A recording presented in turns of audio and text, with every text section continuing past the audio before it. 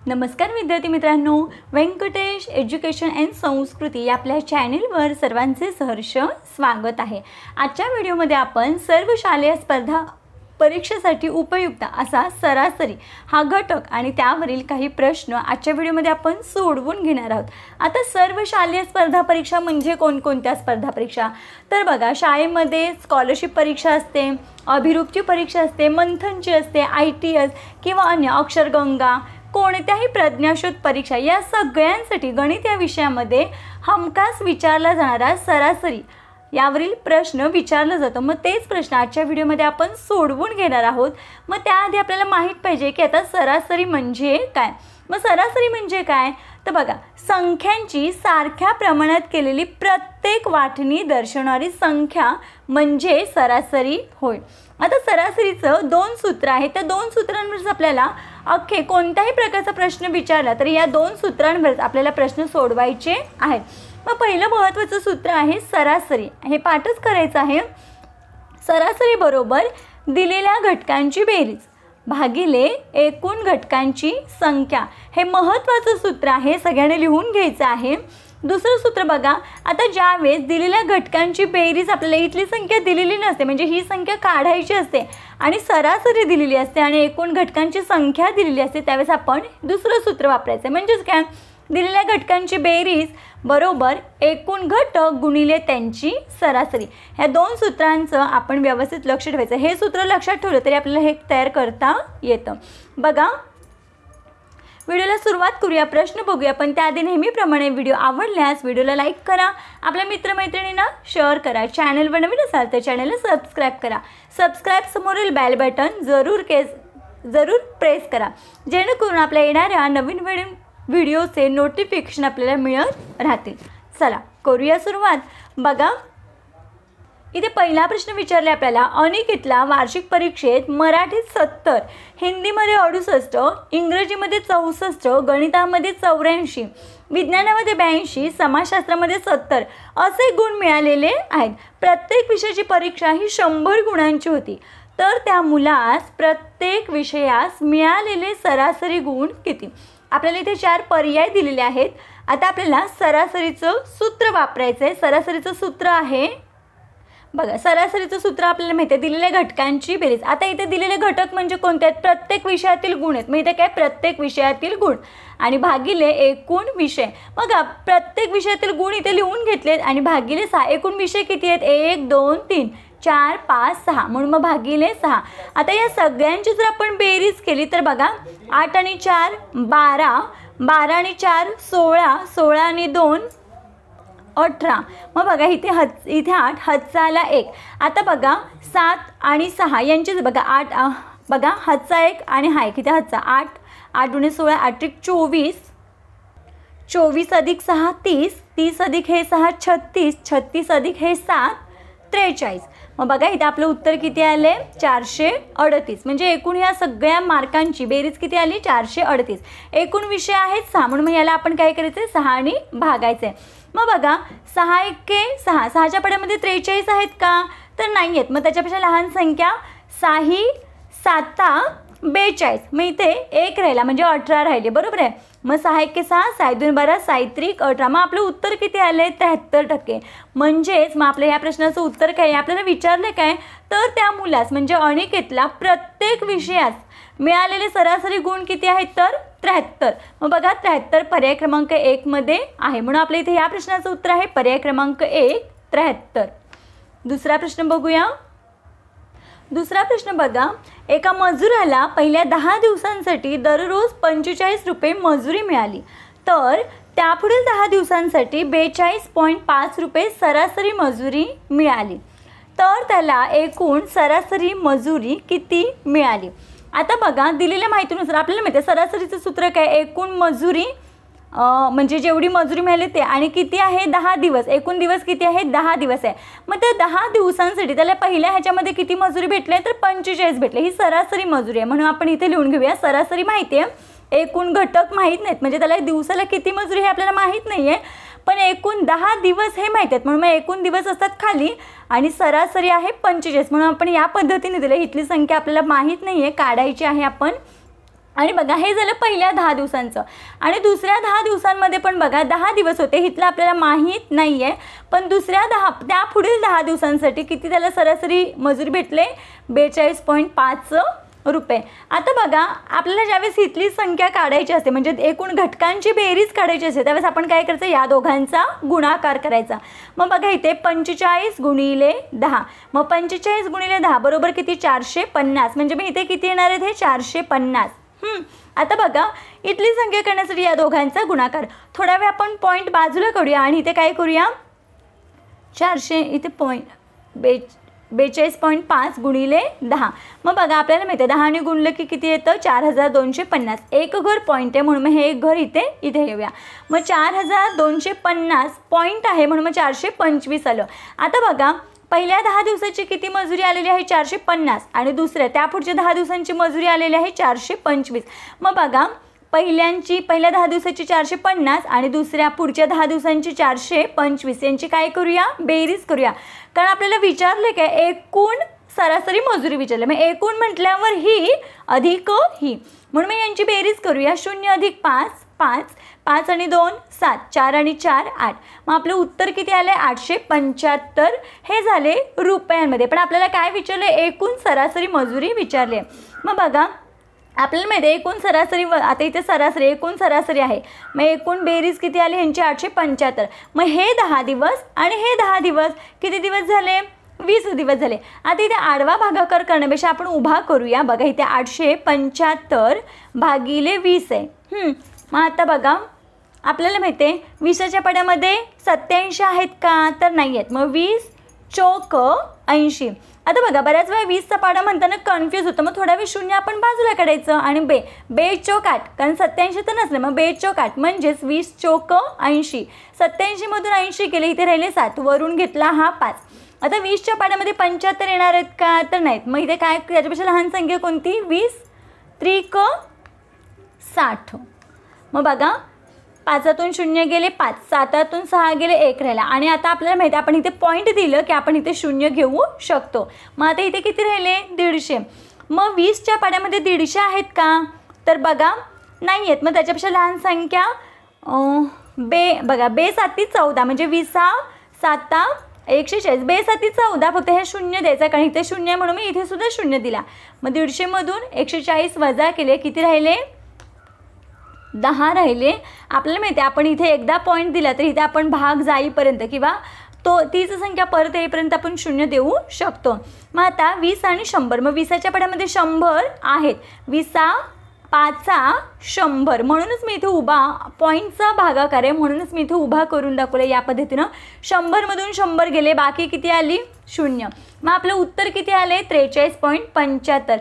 म्हणजेच त्या मजुराला एकूण सरासरी मजुरी किती मिळाली, तर बघा 43.75. मग 43.75 कुठे आहे, तर बघा 43.75 पर्याय क्रमांक 2 मध्ये आहे, 43.75 रुपये. म्हणून आपल्या इथे ह्या प्रश्नाचं उत्तर आहे पर्याय क्रमांक 2.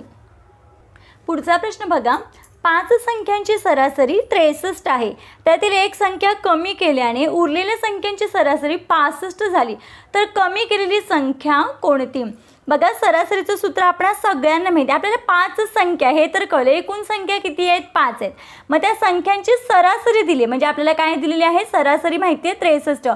पण संख्यांची बेरीज माहिती आहे का, नाही माहिती आहे. आणि याच्यातून एक संख्या कमी केल्यावर दुसऱ्या संख्येची सरासरी किती आले, 65 आले. मग आता बघा जशी माहिती दिली तसा प्रश्न सोडवूया. त्यातील एक संख्या कमी केल्यास, म्हणजे एकूण संख्या किती होते, इथे 5 होते, मग 5तली पण एक संख्या कमी केली तर किती संख्या राहिल्या, 4 राहिल्या.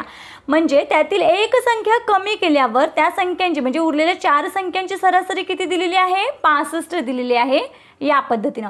आता आपल्याला माहिती आहे या इथली संख्या करताना आपण या दोघांचा काय करतो, गुणाकार. मग इथे बघा 63 गुणिले 5 बरोबर 5 त्रिक 15, हचाला 1, 6 पंचा 30, 30 आणि हा 1 31, किती आलं, 315. म्हणजे इथली संख्यांची 5 संख्यांची बेरीज किती आली, 315. आता बघा यांचा गुणाकार, 4 संख्यांच्या सरासरी आणि एकूण 4 संख्या त्यांचा गुणाकार. मग बघा 5 चौक 20, हचाला आले 2, 6 चौक 24, 24 आणि 2 25, 26, किती आलं इथे 260, म्हणजे या 4 संख्यांची एकूण बेरीज आहे 260. आता आपल्याला 315 ही 5 संख्यांची आणि हे 4 संख्यांची. आपल्याला विचारलं आहे का या 5 संख्यांमधून एक संख्या कमी केली तर कमी केलेली संख्या कोणती. मग काय करायचं आहे, याच्यामधून हे काय करायचं आहे, वजा करायचं आहे. मग बघा 5 संख्यांची बेरीज आहे 315, त्याच्यामधून 260 काय करायचे, वजा करायचे. कारण आपल्याला त्या 5व्या संख्या जी कमी केलेली संख्या ती किती आहे ते आपल्याला काढायचं आहे. म्हणून 5तून 0 गेले, इथे राहिले 5. 1तून 6 काही जात नाहीत, आपण 1 कट करतो, वर घेतो. 3तला 1 आपण इथे घेतला, इथे राहिले 2. 11तून 6 गेले, इथे राहिले हे 5. 2तून 2 गेले 0. मग आपलं उत्तर किती आले, 55. म्हणजे जी कमी केलेली संख्या आहे ती संख्या कोणती आहे तर 55. बघा बरं, पर्याय क्रमांक 4 मध्ये 55 ही संख्या आहे. बघा या पद्धतीने कोणताही प्रश्न कसाही विचारू दे पण आपल्याला उत्तर मात्र सरासरीचं सूत्र वापरूनच काढता आलं पाहिजे. बघा म्हणून आपल्या इथे उत्तर आहे पर्याय क्रमांक 4. पुढचा प्रश्न बघूया. पुढचा प्रश्न आहे, एका नावेत सरासरी 22 किलोग्राम वजनाची 25 मुले बसलेली आहेत.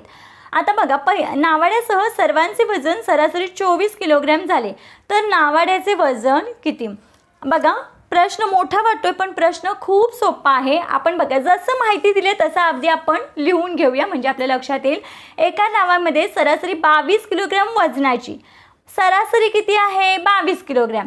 मग इथे काय आपल्याला माहिती आहे सरासरी म्हणजे बघा इकडे सरासरी मी लिहिते, इथे असते खरं पण मी इथे बरोबर लिहिते कारण मग आपल्याला गुणाकार करायचा आहे.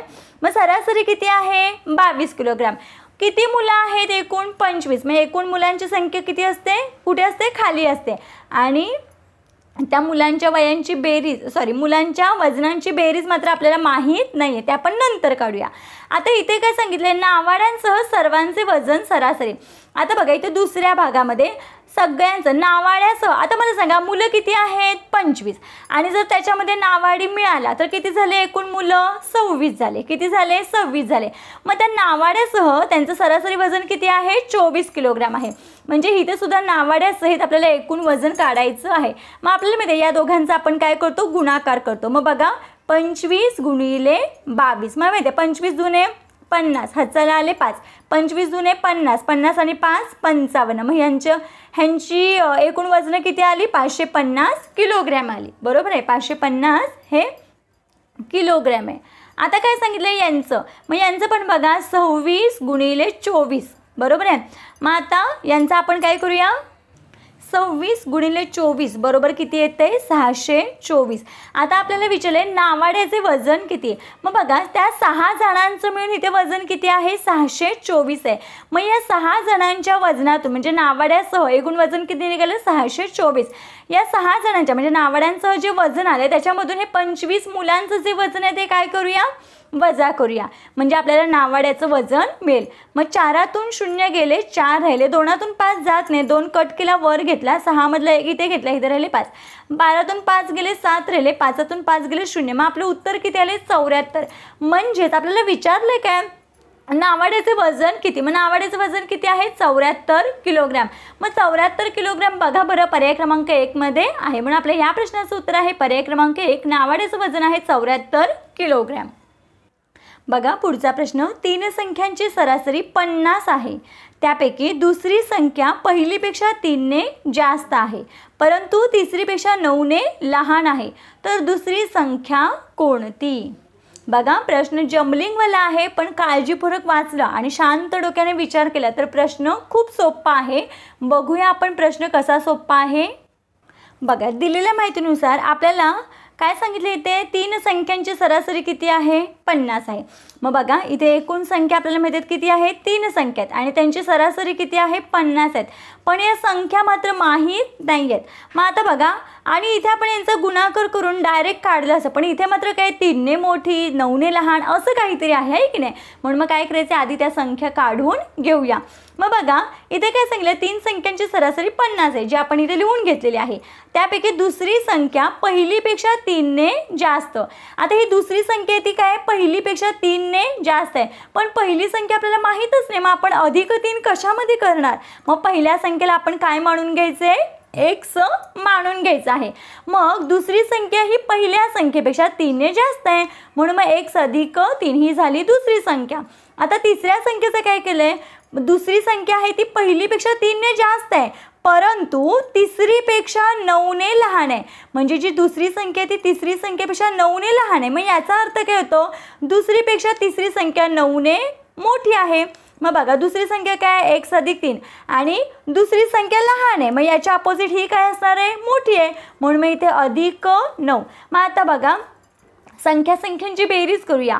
3 आणि 9 10 11 12. मग x अधिक 12. मग तिसरी संख्या बरोबर आपण x अधिक 12 लिहून घेऊया. आता दिलेल्या संख्या सगळ्या इथे लिहूया का. पहिली संख्या x अधिक दुसरी संख्या काय आहे, x अधिक 3. x अधिक 3. तिसरी संख्या काय, x अधिक 12 अधिक x अधिक 12. बघा या पद्धतीने आपण लिहून घेतलं. आता काय करायचं आहे, x किती आहेत मोजूया. 1 2 3. किती x आहेत, 3x. अधिक आहे. मग हे 3 अधिक हे 12. मग 3 आणि 12 किती झाले, 15. छेद आहे तसा 3. बरोबर ही सरासरी आहे 50. बघा आता थोड्याफार आपल्याला संख्या सुटसुटीत झाले, बरोबर आहे. आता काय करायचं, हे 3x आहे तसं ठेवूया. 3x अधिक 15 बरोबर हे 50. हे इथे भागिले 3 आहेत, इकडे गेल्यावर काय होणार, गुणिले 3. आता बघा 3x इथे ठेवूया. हे 50 गुणिले 3 आणि इथे हे 15 आहे ते आपण इथे ठेवूया. सॉरी गडबडीमध्ये इथे ही स्टेप ही नाही आहे, कारण बघा इथे हे बेरीज आहे आणि हे गुणाकार आहे की नाही. मग यांचा आधी आपण काय करून घेऊया, गुणाकार करून घेऊया. हे अधिक 15 इथेच राहू देत. 5 त्रिक 15 आणि हे 0 म्हणजे इथे किती आलं, 150. आता बघा हे 3x आहेत तसे राहू देत. हे 15 अधिक 15 आहेत. मग इकडे गेल्यावर काय होणार, 150 मधून हे 15 वजा होणार. आता बघा इथे राहिलं आहे काय, 3x बरोबर ह्या 150 मधून जर 15 वजा केले तर बाकी राहते, 150 मधून 15 वजा केले तर राहतात 135. आता बघा इथे x ठेवूया. हे गुणाकार आहे. मग हा जर 3 आहे तो इकडे ह्या बरोबर चिन्हाच्या पलीकडे जाताना काय होणार आहे, भागाकार. मग बघा 3 एके 3. 3च्या पड्यामध्ये 13 नाही आहेत, पण 3 चोक 12. इथे 1 राहिला. 3 5 15. मग आपल्याला x बरोबर कोणती किंमत मिळाली, 45 मिळाले. x बरोबर किती मिळाले, 45 भेटले. बरोबर आहे. बघा x बरोबर 45. आता आपल्याला ही पहिली किंमत मिळाली, पहिली संख्या मिळाली. आपल्याला विचारलं आहे काय, आपल्याला विचारलं दुसरी संख्या कोणती. मग बघा x बरोबर जर इथे 45 असेल, x बरोबर काय मिळाली, 45. मग दुसरी संख्या काय आहे, x अधिक 3 आहे. मग x म्हणजे किती, 45. मग 45 अधिक 3 बरोबर दुसरी संख्या कोणती आहे, 48. पहिली संख्या ही, दुसरी संख्या ही. आता तिसरी संख्या काय, x अधिक 12. मग या 48 मध्ये आपण काय करायचे, 12 मिळवायचे. मग बघा 8 आणि 2 10. हातचाल 1 4 5 6. मग तिसरी संख्या कोणती, 60. पण आपल्याला विचारले कोणती, दुसरी संख्या. मग दुसरी संख्या काय मिळाली आपल्याला, 48. मग बघा बरं दुसरी संख्या पर्याय क्रमांक 2 मध्ये आपलं उत्तर आहे. बघा या पद्धतीने आपल्याला सरासरीवरील उदाहरणं सोडवायची आहेत. प्रश्न कोणताही असू दे तुम्ही प्रॅक्टिस करा. जेवढी जास्तीत जास्त प्रॅक्टिस तुम्ही जास्त सराव कराल तेवढा आपल्याला कोणताही प्रश्न परीक्षेला विचारला तरी त्याचे मार्क्स तुम्हाला हमखास मिळणारच आहेत. आशा करते आपल्या सर्वांना आजचा हा व्हिडिओ आवडला असेल आणि समजला असेल. मला कमेंटमध्ये नक्की सांगायचे की हा व्हिडिओ कोणाकोणाला आवडला आणि किती जणांना ह्या व्हिडिओमधल्या ट्रिक्स, सरासरीच्या ट्रिक्स आवडल्या ते नक्कीच मला कमेंट बॉक्समध्ये कमेंट करून सांगायचं आहे. आजचा व्हिडिओ कसा वाटला ते कमेंटमध्ये नक्की सांगा. भेटूया पुढच्या व्हिडिओमध्ये. तोपर्यंत नमस्कार. थँक्यू.